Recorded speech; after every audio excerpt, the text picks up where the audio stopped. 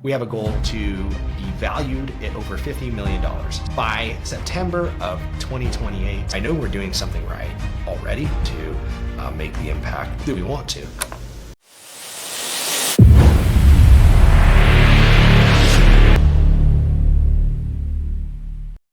What is going on with this channel and the podcast? Where am I at now and what has been going on over the past, 45 or so days? That's what we're going to talk about today. So if you've been watching this channel, you know that I am no longer interviewing guests and hosting the Die Hard Entrepreneur Stories podcast. And in the final episode, I had talked about some changes, pivot, and different things to come. So what is going on? Well, over the past 45 days or so, I've had a shift in priorities. I have decided that I'm going to double down on growing Maid America Cleaning Services and scaling that company out. We have some big goals. Cutting straight to it, by September of 2028, we have a goal to be valued at over $50 million. So a goal of a $50 million valuation is what's going to happen. And that is going to take all of my energy, all of my focus, all of my effort, as well as our teams to get there. Our best chance at getting there is not going to come with me focused on other things. So I've had a hard look in the mirror, hard look at where I'm spending my time. And what that's resulted in is me shifting the way that we do real estate deals, the types of real estate deals that we're doing, and shutting down the podcast. I've quit several hobbies and really just trying to declutter my life. And I gotta tell you, it has been great. It's been good. It's been hard. It's been challenging. I've let go of things that are producing a certain amount of success to pursue something that there's no certainty. There's no guarantee of success. You know, financially, if you just think about it from a financial standpoint, if you've left your job, you're leaving a known stream of income, a known daily routine. You're leaving all of this known to pursue something that you believe is greater, and you're sort of walking out in faith because you might not know up front. I don't know about you, but I didn't necessarily make sure I had every single duck in a row and that I was making far more money doing this thing before I left the previous thing. And so that's sort of the situation I find myself in again. Some of the things that I've let go do produce money. Some of the things that I've let go, I have enjoyed, and they fulfill me in other ways. And I have willingly let go of those to pursue these other goals. So that is the first big change, and what ultimately resulted in me deciding to shut down the Die Hard Entrepreneur Stories podcast.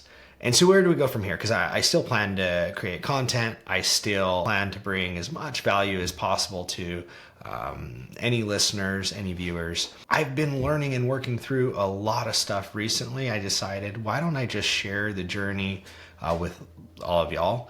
This will be something that I can look back on, whether it's a year from now, 5 years from now, or 10 years from now, and maybe laugh, maybe get a giggle out of, and get to at least see the progression. But why not share it with you as well? So one, you can learn from my lessons. Two, you get some insight into my journey and sort of the way that I'm thinking about things. And you get to share in my wins and losses as well. So that's what is to come in terms of content. So some of the things that I can share with you that have happened recently, like I said, over the past 45 days, in addition to shedding all these extra things that just sort of were on my plate and taking up not just my time, but mental bandwidth. One of the things that I realized through this that I probably didn't consider initially is at one point, I had a team in 3 separate businesses that involved several employees. And that's the only way, as far as I know, that you can do that. You can actually be involved in multiple businesses. You have to have other people responsible for things. There's no way I could simultaneously grow two businesses at once, and I just don't think it's not realistic for anybody. Somebody who's built a business can build it really quick with other people involved. Like, yes, that's a thing for sure. And being able to manage a portfolio of companies with a lot of people in place, like that is for sure a thing. But you can't just, having never bootstrapped a business, bootstrap multiple businesses at the same time. You're going to lose for sure. And I'm saying that from my own personal journey. So I got to this point where I really made it over the hump in these different businesses, people in place. And, on good days, it was great. Like, I wasn't getting pulled into many things. I could focus more on building. There wasn't a whole lot of chaos. But man, when things got chaotic, they got chaotic, and I'd get pulled into one business, and then maybe I'd have to take on an active role, and I'd just be hoping and praying that something didn't go wrong in one of the other businesses, because I couldn't get pulled into an active role there, because then I'd be split between two companies, and it just it made for a lot of chaos. But what I realized through that process is when you're going through that, it's not just about the time. As I said, I'd get pulled into a business and take on more active role, maybe temporarily because maybe an employee left, a bunch of different things happen. But it wasn't just about like the time or even the monetary costs, but just the overall like consumption of my mental bandwidth. And the thing is when things were good or when they were bad, it didn't really matter. One of the toughest challenges would be trying to maintain enough mental bandwidth to give my all to any one effort. As an example, let's say like there were several times within our real estate company, we'd be closing 3, 4, 5, 6 different deals at once. Okay. And everything's going through on those deals. I got people helping move those things along. And maybe I'm over here taking a more active role in our cleaning company, Maid Cleaning Services, because something was going awry, right? Well, even though things seemingly were going smooth in a real estate company, I really couldn't quite fully ever focus on that thing or that role within the cleaning company because my mind would be thinking about these deals and the potential for things to not come to fruition, or maybe we're waiting on certain things to close, or we're waiting on certain things to happen to influence a decision one way or another, and it just would weigh down on me mentally. And so I almost immediately realized when I started to cut things out that it wasn't just, again, about like the monetary effects or the effects on my time, but like my actual mental capacity. And so that's one thing that I look forward to. I actually just got done. I'm working on some marketing content, and it's like for the first time, I blocked out 4 hours today, and I was just sitting there working on it in like the creative state. And it's some really good stuff. And it takes me back to when I first started building the company, maintaining a full-time job as an active duty soldier. The only time I could work on the cleaning company was in my free time. And I certainly couldn't maintain a full-time role. So what that meant was I had to hire people for those like day-to-day and full-time roles. And then anytime I was actually working on the company, I was working on like the creative things. And so to me, looking back in hindsight, it makes sense on like why we were able to put so many good things in place, whether that was like a direct mail campaign that just like hit hard, or our ads, or a process that I created for how work gets moved through our pipeline or whatever. It doesn't matter, but I could give my all to it at that time. So returning back to that sort of mental space is something that I'm really excited for.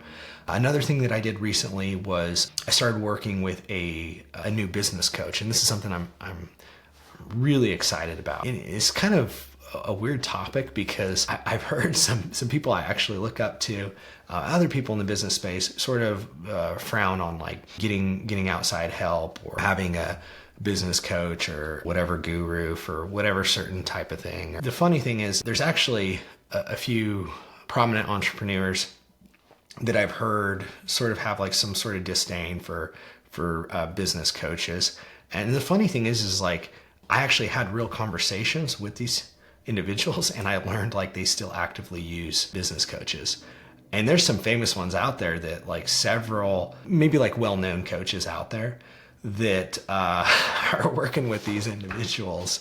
And I mean, I just kind of like found it funny. And then like reflecting on my own life prior to really going all in on business, having been in the military and special forces for over a decade, one of the things that's really unique to us, I think is really cool, is we have coaches. Like, we're a professional organization, and as most professional organizations are, like they operate with specialized coaches and with help. Man, we had coaches for like fitness and our like strength training. We had a specific coach for running. We have nutrition coaches, psychological performance coach. Man, all that stuff was extremely helpful. When I grew up wrestling, racing dirt bikes. My dad coached me. Like, to me, other than my faith and family, there's nothing more important to me than business right now.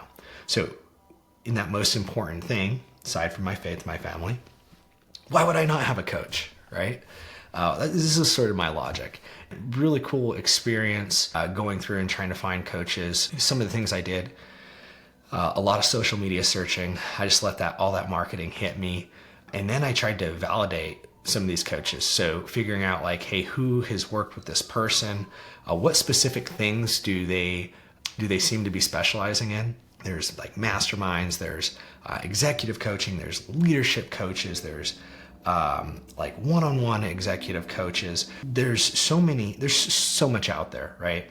And so the first thing for me was trying to figure out like, what is it that's out there? And then what do I think I need? And what it boiled down to is I needed somebody that could help me scale, somebody who's actually scaled a company before, somebody that has that business acumen, that understands some of the strategic parts, and that is willing to work with me on a one-on-one basis. Because I'll need some marketing program on how to blow up my digital marketing. As cool as that is, again, I've got to focus here.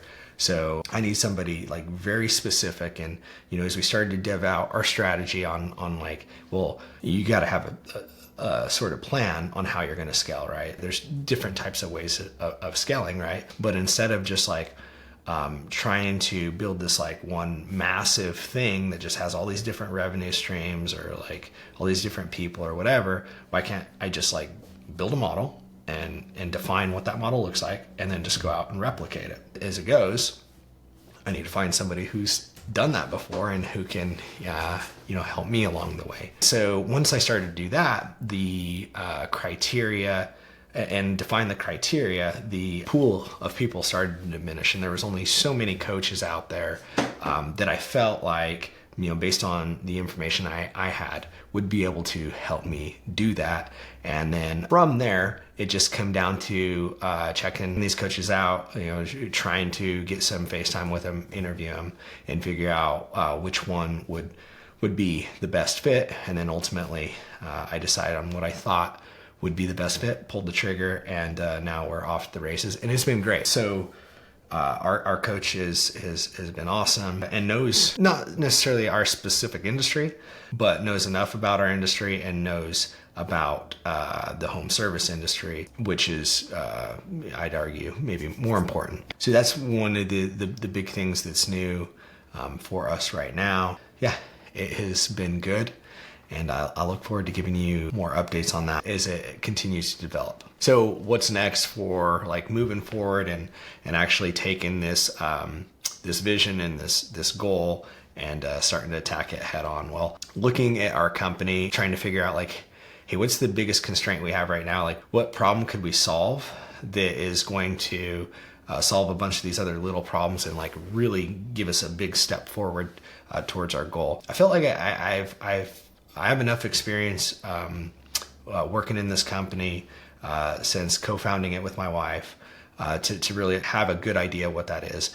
probably comes to no surprise to you if you know anything, especially about the cleaning industry.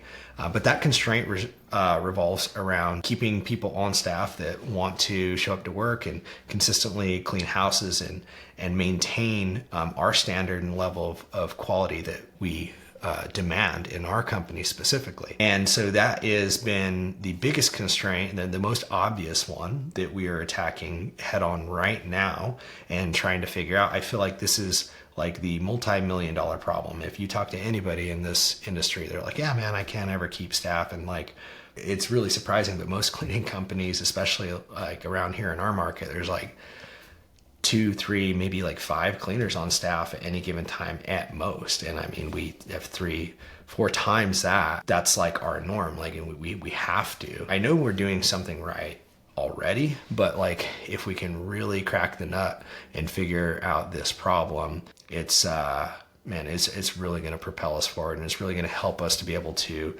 make the impact that we want to. So that's what we're working on right now. Hopefully next time I talk with y'all, I have some tips and tricks on that and where we've seen some progress. That's all I have for you for now. So until next time, we'll see you.